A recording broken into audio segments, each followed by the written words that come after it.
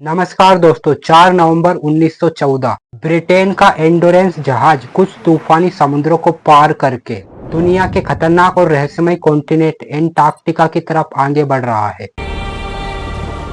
इस जहाज में 28 लोगों का क्रू मौजूद है और कमांड संभाले हुए है एक एक्सप्लोरर सर अर्नेस्ट शेकलटन, जो कुछ ऐसा करना चाहते हैं जो आज तक इतिहास में किसी ने नहीं किया है, पूरे एंटार्क्टिका के कॉन्टिनेंट को पैदल पार करना। सही सुना दोस्तों आपने, एक ऐसे जमाने में जहाँ पर कोई स्मार्टफोन नहीं, कोई जीपीएस नहीं, कोई मॉडर्न टेक्नोलॉजी नहीं, जहाँ इस बर्फीले कॉन्टिनेंट में 50 डिग्री सेल्सियस की ठंड में बर्फीले तूफानों के बीच ऊपर से लेकर नीचे तक पूरा पैदल पार करना चाहते हैं। इनका प्लान है अपने जहाज के जरिए अंटार्कटिका की तट पर पहुंचने का, वेडल सी से होते हुए। नक्शे पर देखिए, एग्जैक्टली यहाँ जमीन पर उतरेंगे और फिर यहाँ से पैदल पार करते हुए यहाँ साउथ पोल तक जाएंगे और फिर उसे क्रॉस करते चलते चलते रोज सी तक पहुँचेंगे। टोटल में लगभग 2900 किलोमीटर का ट्रैक, और अगर सब कुछ प्लान के अनुसार चला तो ये करने में लगभग 220 दिनों का समय लगेगा। लेकिन यहाँ प्लान कितनी बुरी तरीके से फेल होता है और इन्हें आगे क्या क्या झेलना पड़ता है, ना तो यहाँ इमेजिन कर सकते थे उस वक्त, और ना आप इसकी कल्पना कर सकते हो दोस्तों इस वक्त।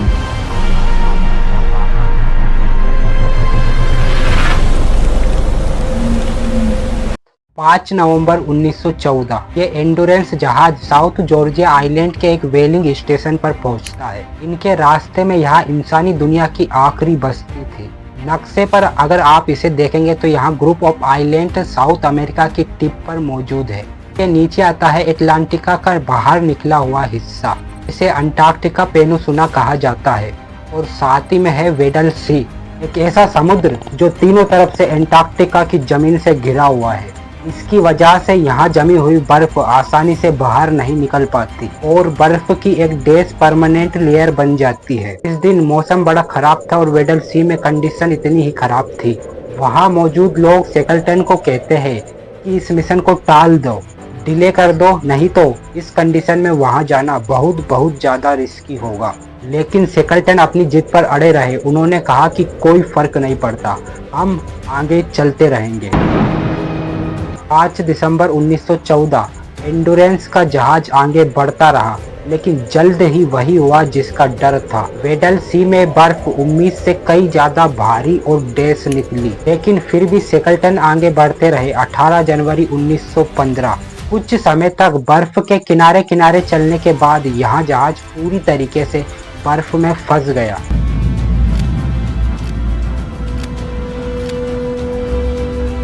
कुछ दिन बाद कुछ क्रू मेंबर्स ने 50 गज दूर बर्फ में एक 15 फीट की दरार देखी।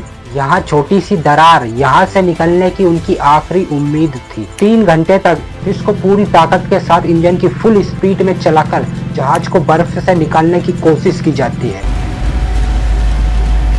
लेकिन ये सिर्फ 1 इंच भी नहीं हिलती। क्रू मेंबर बाहर निकलकर बर्फ को आरी, कुल्हाड़ी और छेनी से काटने की कोशिश करते हैं, लेकिन नाकाम रहते हैं। धीरे धीरे यह जहाज जिस बर्फ की चट्टान में फंसा हुआ था वह बहते बहते जमीन से और दूर जाने लगती है। एंटार्क्टिका की जमीन पर वह पॉइंट जहाँ क्रू को लैंड करना था उसका नाम था वासल बे, लेकिन बर्फ में फंसा यह जहाज धीरे धीरे और दूर जा रहा था। इससे 60 मील दूर पहुंच गया। दिक्कत यह थी कि इस बर्फ के टुकड़े के बीच और वासल बे के बीच फिर भी कुछ पानी मौजूद था, तो क्रू अपने जहाज से उतरकर और पैदल चलकर वहां तक नहीं जा सकता था। लेकिन दूसरी तरफ बर्फ में फंसे होने के कारण जहाज भी अपनी जगह से हिल नहीं पा रहा था। जहाज को निकालने की इस कोशिश में देखते देखते हफ्ते महीने बीतते जाते हैं। एंटार्क्टिका में सर्दियों का मौसम आने वाला था और यहाँ पर सर्दियों का मतलब था 20 आवर ऑफ डार्कनेस। हफ्तों महीनों तक 1 मिनट के लिए भी सूरज की रोशनी नहीं दिखेगी। शेकलटन सबको जहाज में ही सर्दियां काटने का आदेश देते हैं, लेकिन सर्दियों का बढ़ना, ठंड का बढ़ना, बर्फबारी और बर्फीले तूफान भी था। धीरे धीरे बर्फ का प्रेशर बढ़ने लगता है जहाज पर। इस जहाज पर एक फोटोग्राफर फ्रैंक हर्ली भी मौजूद थे। तो उस वक्त कुछ फोटोज लेते हैं जिन्हें आप स्क्रीन पर देख सकते हैं। इनमें आप साफ देख सकते हो कि जहाज के पास मौजूद बर्फ जहाज को किस तरीके से दबोचने लग रही है।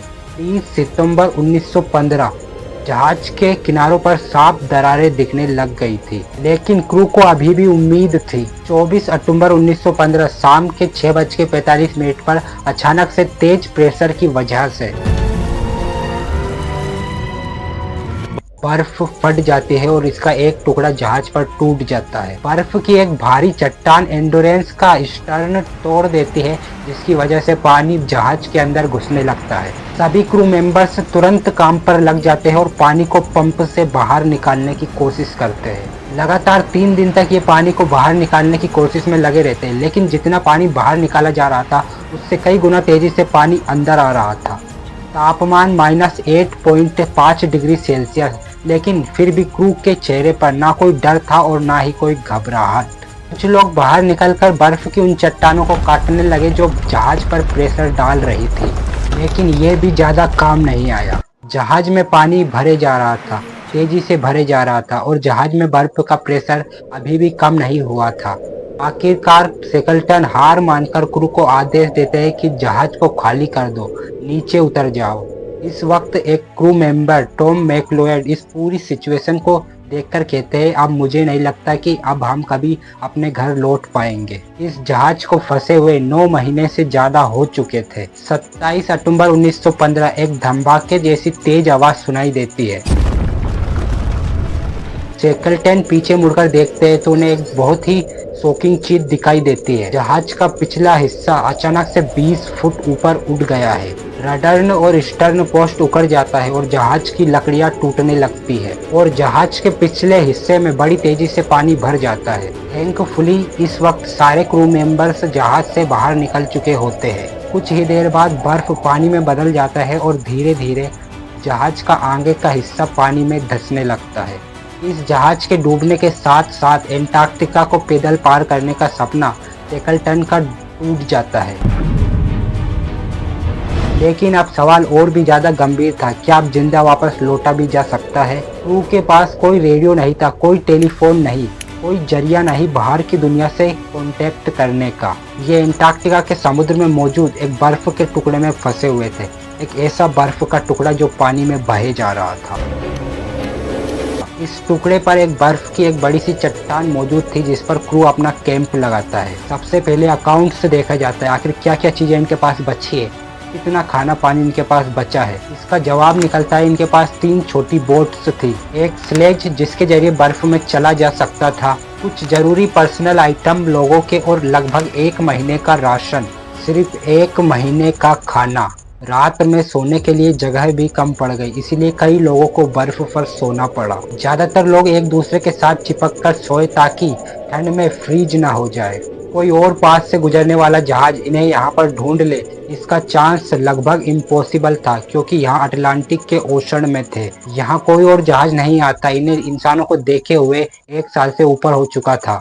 बाहरी दुनिया को तो यहाँ पता भी नहीं था कि ये जिंदा भी है या नहीं। ना कोई मैसेज भेज सकते थे और ना ही कोई मदद आने की उम्मीद थी। शेकलटन के पास सिर्फ यहाँ पर एक चीज थी, खुद की स्किल्स और खुद पर भरोसा। लेकिन ये भरोसा उन्हें और उनके क्रू मेंबर्स को और कितने दिनों तक जिंदा रख सकता है? जब यहाँ पर खाने की कमी पड़ेगी तो क्या किया जाएगा? बर्फ पर कैंप लगाना कोई अच्छा सोल्यूशन नहीं था क्योंकि बर्फ कभी भी टूट सकती है। इन्हें जरूरत थी जमीन की। शेकलटन अपनी कैलकुलेशन करते हैं और अंदाजा लगाते हैं सबसे करीबी जमीन जो इनके पास है वो है पोलेड आइलैंड।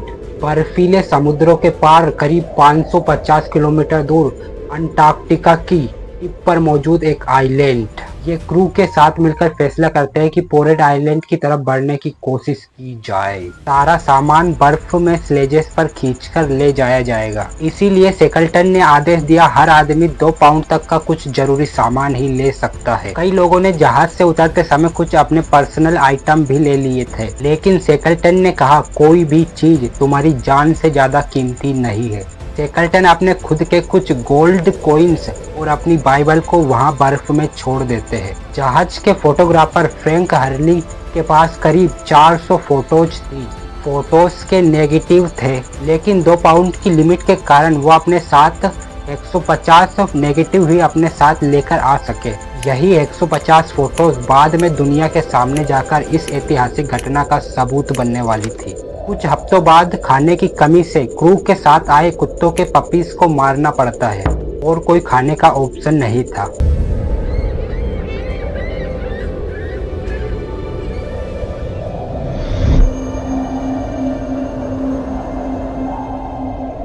कुछ दिन की तैयारी के बाद सारा सामान बोट और स्लेजेस पर लोड कर दिया जाता है। हर बोट का वजन लगभग 1 टन था और इसे खींचना भी आसान नहीं था। किस्मत भी इन लोगों का साथ नहीं दे रही थी क्योंकि वापस गर्मियों का मौसम आ गया था अंटार्कटिक में और तापमान बढ़ने लगे थे, जिसकी वजह से बर्फ का ऊपर का सरफेस सॉफ्ट हो गया और सामान खींचना और भी मुश्किल हो गया। 3 घंटे की मेहनत के बाद जब क्रू ने पीछे मुड़कर देखा तो उन्हें दिखा कि वो 1 मील का सफर तय कर पाए हैं। आगे का रास्ता और खराब होता जाता है। शेकलटन फैसला करते हैं कि यही कैंप कर लिया जाए जब तक ये बर्फ का टुकड़ा बहकर और जमीन के पास ना आ जाए। बर्फ के जिस टुकड़े पर यहाँ कैंप लगाया जाता है, यहाँ लोग उसे नाम दे देते हैं ओशन कैंप। शेकलटन अपने क्रू में मौजूद हर व्यक्ति को कोई ना कोई काम देते हैं ताकि वहाँ बोर ना हो और वो डिप्रेशन ना फील करने लगे। 21 नवंबर 1915 एंडोरेंस के जहाज के पिछले हिस्से पर और प्रेशर पड़ने लगता है, जिसकी वजह से इस बार वो अचानक से पानी में उछलने लगता है। कुछ देर हवा में रहता है और फिर धीरे धीरे पूरा जहाज बर्फ के नीचे डूब जाता है। सभी क्रू मेंबर कुछ ही किलोमीटर दूर पहुंच पाए थे और इन्हें ये घटना अपनी आंखों के सामने होती हुई दिखाई पड़ती है। हालांकि जहाज इन्होंने पहले ही खाली कर दिया था, लेकिन जहाज इस तरीके से इनके सामने अचानक डूबना इनके ऊपर एक इमोशनल शॉक डालता है, मानो दुनिया से इनका आखिरी लिंक टूट गया हो। सिर्फ ये बर्फ की चट्टान थी और इन पर बनाया गया इनका ओशन कैंप। अगले कुछ दिनों चीजें ठीक ठाक चली, लेकिन कुछ हफ्तों बाद अचानक से बर्फ का टुकड़ा ईस्ट की दिशा में बहने लगा, जमीन से और दूर बहने लगा। इसीलिए 23 दिसंबर 1915 को शेकलटन फैसला करते हैं कि ओशन कैंप को छोड़ दिया जाए और एक बार फिर से पैदल आगे चलने का फैसला किया जाए। लेकिन कुछ ही किलोमीटर दूर चलने के बाद अचानक से इनके सामने पतली बर्फ और पानी सामने आ जाता है। अब ये लोग ना आगे बढ़ सकते थे ना पीछे लौट सकते थे। एक बार फिर से बर्फ की एक नई चट्टान पर ये लोग कैंप लगा लेते हैं। खाने की कमी से बचने के लिए शेकलटन ने यहाँ पर कुछ स्ट्रिक्ट कंट्रोल लगाए। क्रू को हर दिन का एक बिस्कुट दिया जाता, कुछ डाइल्यूटेड दूध, कुछ कोकोआ और कुछ छोटा सा amount high fat meat paste का। कई महीनों तक चट्टान पर लगाया गया इनका कैंप चलता रहता है। थैंकफुली बर्फ सही डायरेक्शन में मूव करती है। दिन बीतते जाते हैं, दिन हफ्तों में बदल जाते हैं और हफ्ते महीनों में। देखते ही देखते नया साल शुरू हो जाता है और 23 मार्च 1916 की सुबह को शेकलटन को कोहरे के बीच कुछ दिखाई पड़ता है। जैसे जैसे कोहरा छटता है और पहाड़ दिखाई पड़ने लगते हैं तो शेकलटन पहचानते हैं कि ये तो जॉइंट आइलैंड है। लेकिन ये जॉइंट आइलैंड की बजाय एलिफेंट आइलैंड पर जाना प्रेफर करते हैं क्योंकि वहाँ इनसे काफ़ी नज़दीक था। इनके पास ये आखिरी ऑप्शन था अटलांटिक ओशन से जिंदा बच निकलने का। तो ये अपनी पूरी जी जान लगा देते हैं एलिफेंट आइलैंड तक पहुंचने में। 15 अप्रैल 1916 क्रू को अपनी किस्मत पर यकीन नहीं हो रहा था कि फाइनली सभी क्रू मेंबर्स सही सलामत एलिफेंट आइलैंड तक पहुंच जाते हैं और फाइनली 497 दिनों के बाद इनके पैरों के नीचे जमीन मिलती है।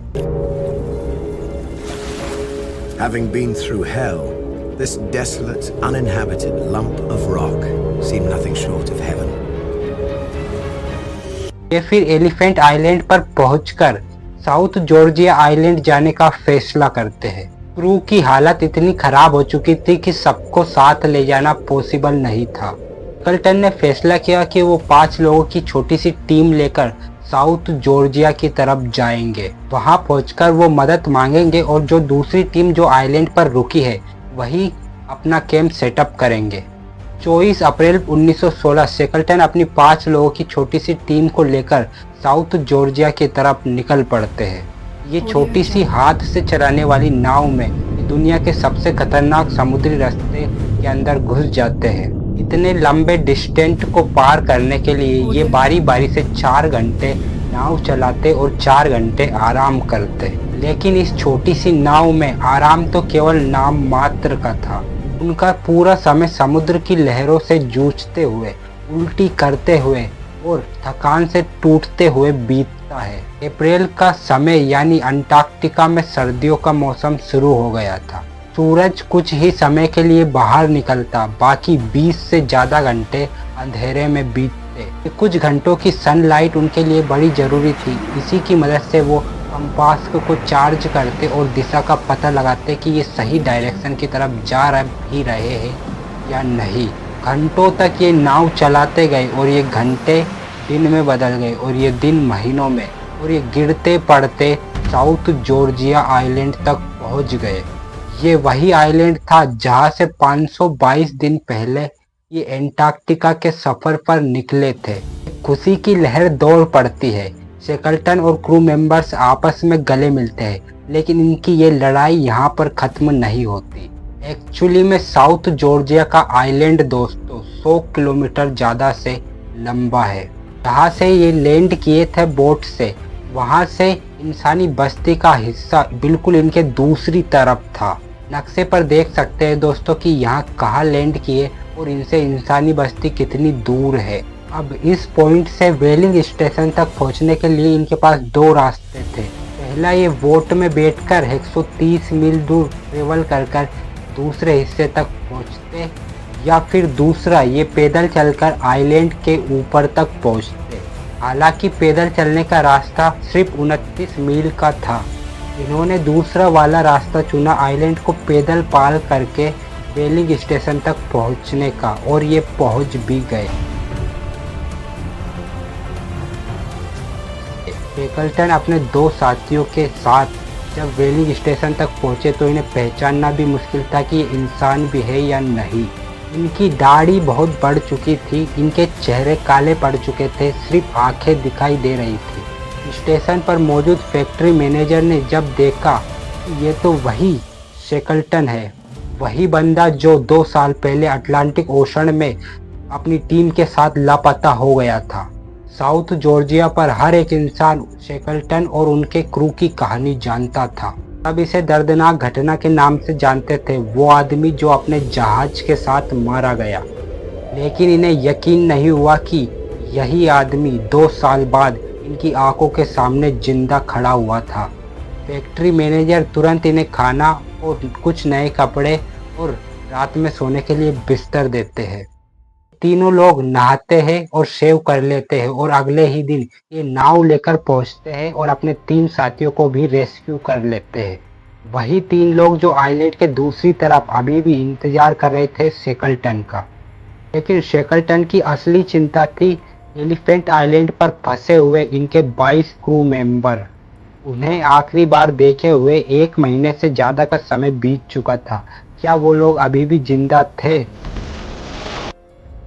क्या ऐसी सिचुएशन में आप खुद को मोटिवेट रख पाएंगे जिंदा रहने के लिए, स्पेशली जब आपको यह भी नहीं पता कि आपके कैप्टन सक्सेसफुली पहुंच भी पाए हैं या नहीं।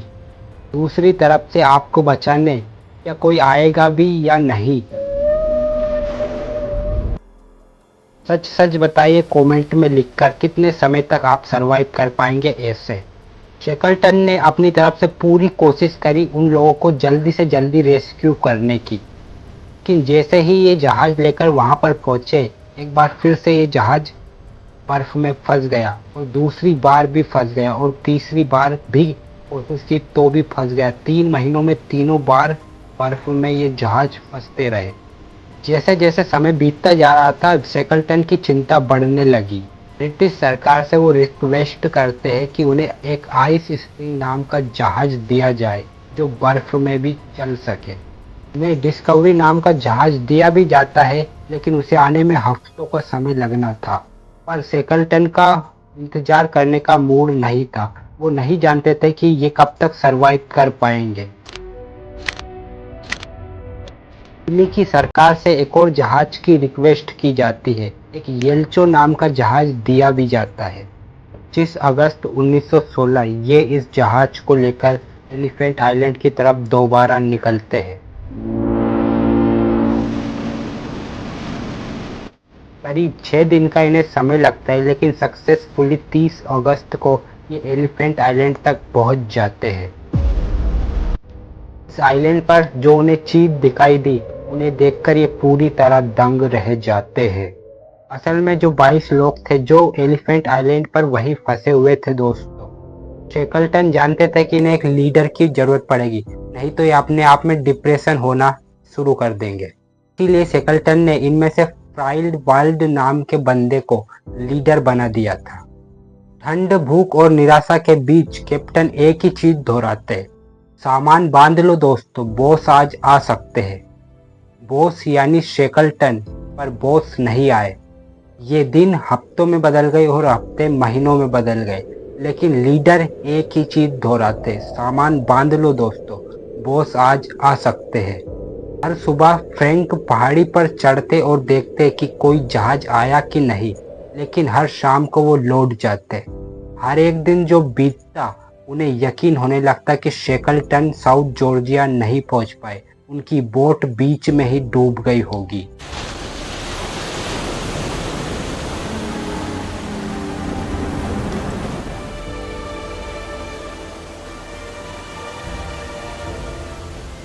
शेकलटन को गए करीब 4 महीने और 6 दिन हो चुके थे।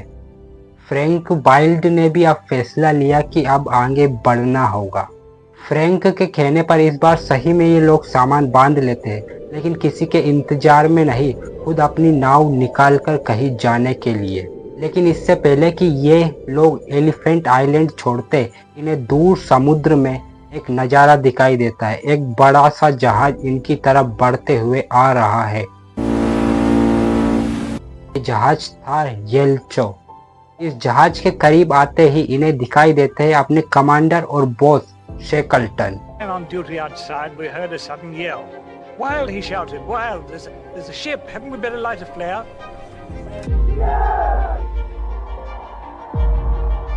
बॉस फाइनली इन्हें बचाने अब आ गए थे। शेकलटन इन्हें देखकर दंग रह जाते हैं। ये सभी 22 लोग अभी जिंदा थे, इन्होंने हिम्मत नहीं हारी थी।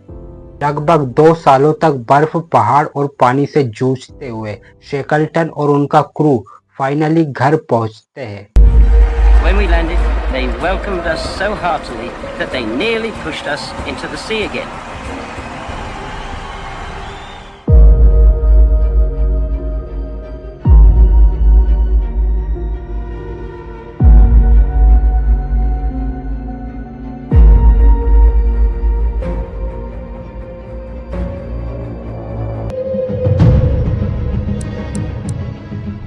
मैंने एक ऐसे ही मुद्दे पर बात की थी अपने सिएरा वाले जहाज के वीडियो में, आप इसे यहाँ से देख सकते हो।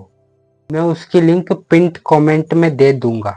बस लाइक कीजिए, शेयर कीजिए और सब्सक्राइब कीजिए और मुझे सपोर्ट भी करना। बस आज के लिए यही तक, मिलते हैं किसी नेक्स्ट वीडियो में एक और अमेजिंग टॉपिक के साथ। जय हिंद।